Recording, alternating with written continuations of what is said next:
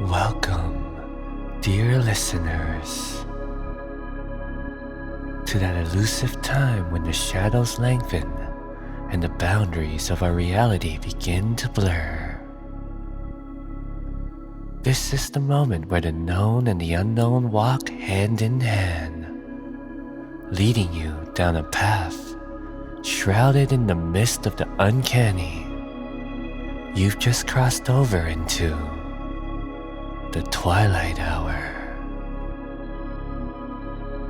Each episode we pry open the door to the unknown, exploring corridors of existence that stretch to the very edge of comprehension. Stories that challenge, mystify, and terrify. Narratives that weave through the paradoxes of what we accept as reality. Then let us begin our descent into the dimly lit corners of imagination and fear, love and lunacy, space and time. Welcome to the Twilight Hour, where nothing is as it seems and everything's possible. The Diner. The sound of a lone car engine hums a lonely tune as it cruises the meandering country road. The sky is a blanket of indigo, stars hidden behind the thick curtain of the night. We hear the internal monologue of Jeff, the young man at the wheel of the road of a small red Toyota.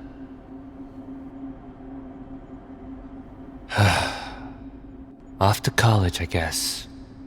Anything to keep you happy, Mama and Papa. But a lawyer? It's like I'm wearing someone else's skin.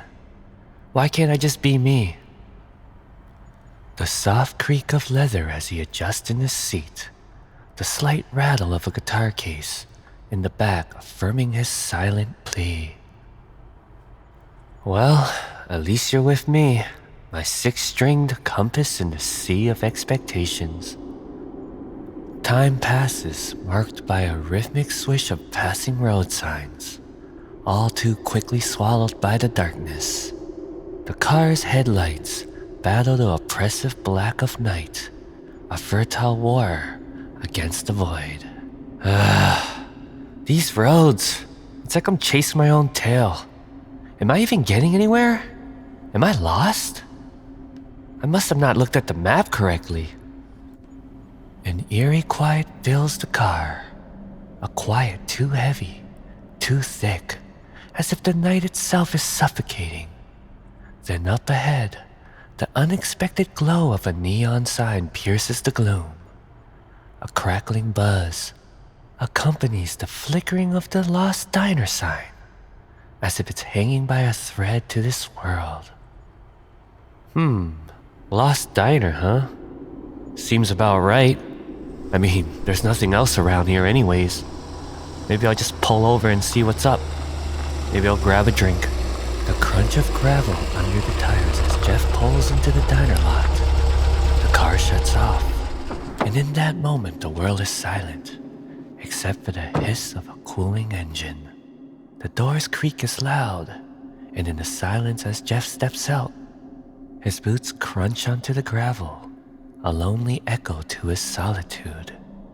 He approaches the diner, a relic from another era. Windows fogged up from the warmth inside, casting a haunting glow. The bell above the door jangles sharply as he enters. The sound should be welcoming, but it rings out like a warning.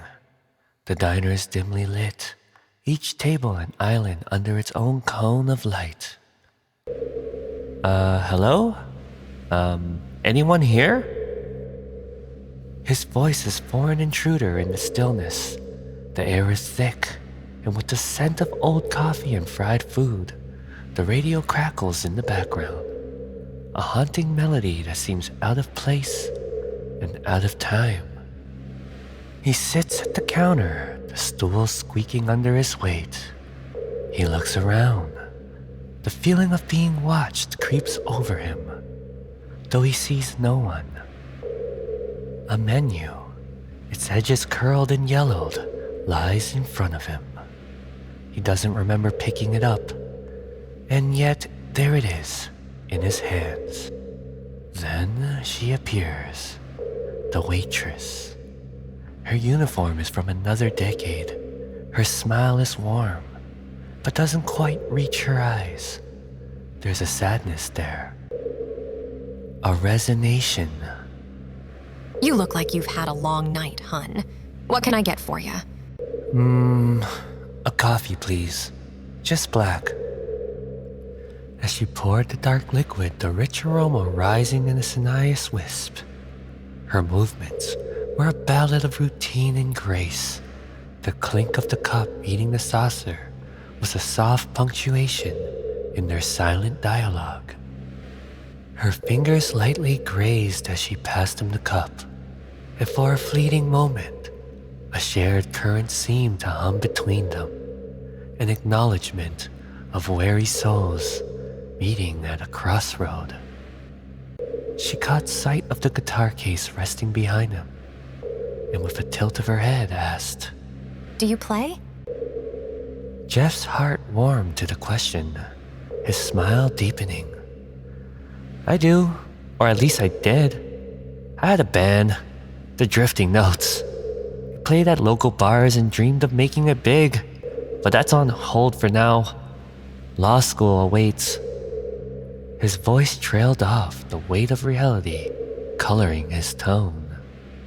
The waitress leaned against the counter, her interest peaked, a soft smile playing on her lips. Law school doesn't sound like your kind of tune. She observed. He laughed, a short, rueful sound. It's not. It's my parents' melody, not mine. They're both in law, you see. I guess they want the family chorus to remain the same. The waitress's smile faltered, as if his words had struck a chord within her own memories. Sounds like you're playing a song written by someone else. She mused, her voice tinged with empathy and a distant ache. I know a bit about that. About others dictating the notes of your life. Her gaze drifted to the window, to an infinite stretch of the world beyond. My dad. He was a stormy man. More thunder than sunshine, you know? He'd drink, and the storm would break. I'd sing to drown out the noise, to turn the rain into something beautiful, like a symphony amidst the chaos. Jeff listened, the coffee forgotten, his entire being attuned to her story. Why stay here then? He asked gently. With a voice and dreams like that, why are you pouring coffee in a place where the only audience you have is the occasional lost traveler? Or the night shift crowd? The waitress's eyes met his, a flicker of the dreams she harbored dancing within them. This diner is just a rest stop on my journey. I'm saving up, and one day I'll take that leap. I'll head to the city and sing for more than just the stars and empty chairs. My voice will be my passage out. Jeff saw it then, the determination beneath the surface, the strength that bellied her delicate frame. The waitress was a kindred spirit. Her dreams deferred, but not denied, much like his very own. Their conversation wove through the night, two travelers sharing their maps, pointing out where they'd been and where they'd hoped to go. In that diner, at the edge of midnight, Jeff and the waitress's dreams mingled in the space between them. A gentle promise that no matter where the roads took them, the music would always play on. The waitress's fingers traced the edge of the countertop, her voice a hushed confession. I used to hide under the stairs, with Mom's old guitar. I'd create worlds where the only echoes were of my songs, not his anger. My dreams, they're out there, beyond the hills, in the cities where the stars are dimmed by the lights of Broadway or the Sunset Strip. Jeff, entranced, leaned in closer, the stream from his forgotten coffee curling between them. "So what's stopping you?" he asked, his words a nudge towards the future she so vividly painted. She sighed, a note of resignation softening her resolve for a moment. Dreams need fuel, and right now mine's running on fumes.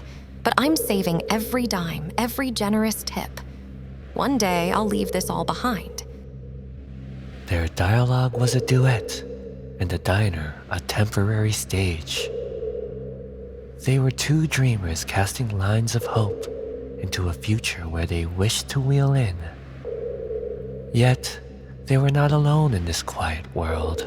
The diner's other souls lingered in the periphery of their narrative. The truck driver, his silhouette slumped, bore a countenance ashen like dusk, periodically glancing over with a look that seemed to oscillate between envy and an eerie familiarity. The old woman adorned with pearls watched with a quiet intensity, her eyes sharp and knowing, as if she was reading a story only she could see. When Jeff rose to leave, his "take care" with a vacant stare, her mind seemingly snared by some invisible thought. He wondered if she had even heard him at all. The road beckoned and yet it deceived. Jeff found himself drawn back to the midnight diner, as if the miles he drove circled him back to the start. The growing sign was a lighthouse guiding lost ships. Only Jeff hadn't known he was adrift. Stepping back into the diner, the bell chimed, an eerily familiar note. And the waitress's face upon seeing him again was a mirror reflecting an unspoken truth. You look like you've seen a ghost. Jeff, desperation fraying in his voice. "Miss, there's something wrong. I left, but somehow I'm back. I can't be back, can I?" His eyes scanned the diner, the sense of deja vu clawing at him. The truck driver and the old lady were shadows in his peripheral of his revelation. Jeff, this diner, it's more than just a place. It's a refuge for the ones who've stepped off the path, by choice or by fate.